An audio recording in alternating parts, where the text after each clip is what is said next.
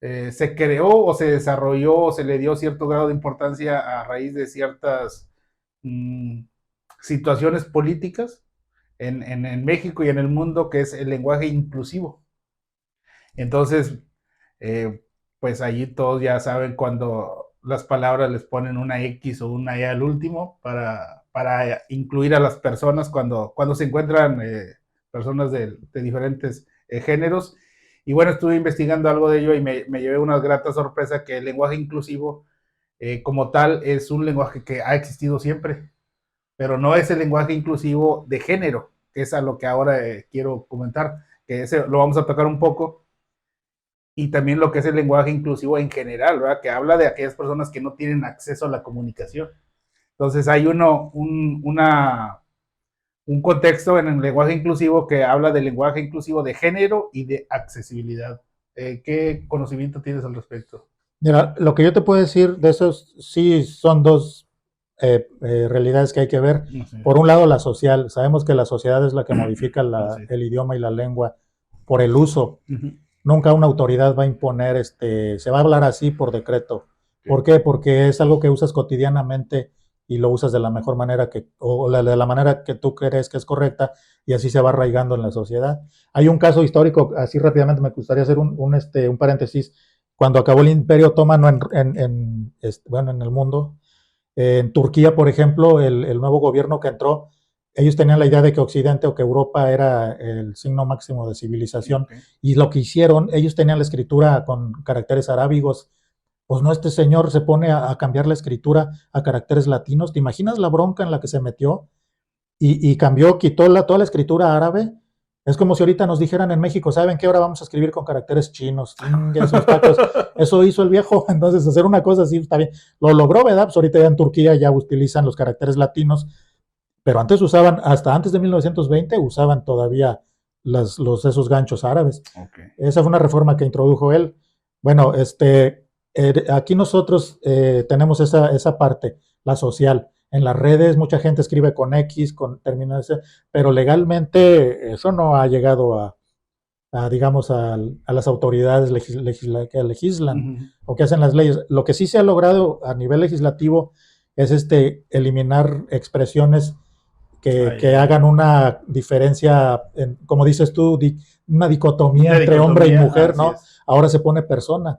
En varios ordenamientos jurídicos, en la Constitución, Código Civil, en lo que yo te mencionaba la otra vez, lo que es la transversalidad, Uh -huh. se ha cambiado ese término para evitar precisamente interpretaciones de que, dice hombre, pero pues, ¿y las mujeres qué?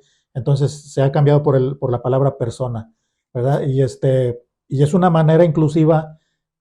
Te voy a decir cuál es el problema en los países de habla hispana, de que nosotros, como es un lenguaje muy rico, tenemos sustantivos para hombres y sustantivos para mujeres, y ¿cómo se dice? Adjetivos Uh -huh. femeninos Uh -huh. para hombres y para mujeres. Y en idiomas como en el inglés, por ejemplo, pues nada más es persona, No sé si. o no sé, es diferente, no hay artículos, tanto como en el idioma español, y eso dificulta las cosas, ¿verdad? Por ejemplo, juez o jueza, Uh -huh. ¿cómo le vas a decir? Y cosas así en las profesiones, el médico o la médica, Uh -huh. ese problema tenemos nosotros.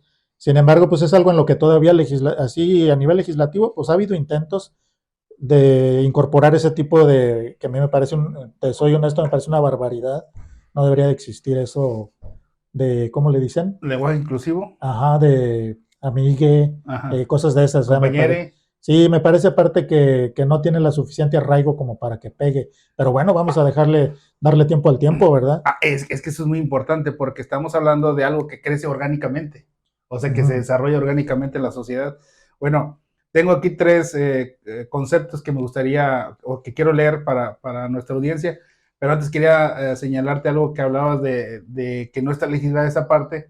Sin embargo, por ejemplo, hay un documento, creo que es el manual para incluir así, algo así, o para no cometer actos de discriminación. Creo que se encuentra en la CONAPRED, en la página, no recuerdo, pero lo leí hace algunos años en el trabajo estaba leyendo algo sobre eso de igualdad de género, y entonces hay esta parte que dices, en lugar de decir presidenta o presidente, es quien preside. Sí, O sea, y se me hizo, dije, no, está muy chido, o sea, porque ya había esos esbozos, ¿no? De querer, a final de cuentas, utilizar un lenguaje exclusivo para denotar la diferencia de género, o sea, o no, que no hubiera géneros, vaya, más bien. Entonces, empecé a leer ese manual y la verdad está muy bien escrito, habla muy bien así, no especifica si es hombre o es mujer, sino es alguien que realiza una actividad como tal. Entonces, se me hizo muy interesante. Posteriormente empezó ya a ponerse, no sé si de moda, porque ahora sí que nos van a responder ahí las personas que tengan o que discrepen de lo que digo. Y entonces ese se me hizo muy rico, entonces, ¿y por qué no lo adoptan? O sea, ¿por qué no adoptarlo? Y bueno, ya empezó a salir todo lo demás.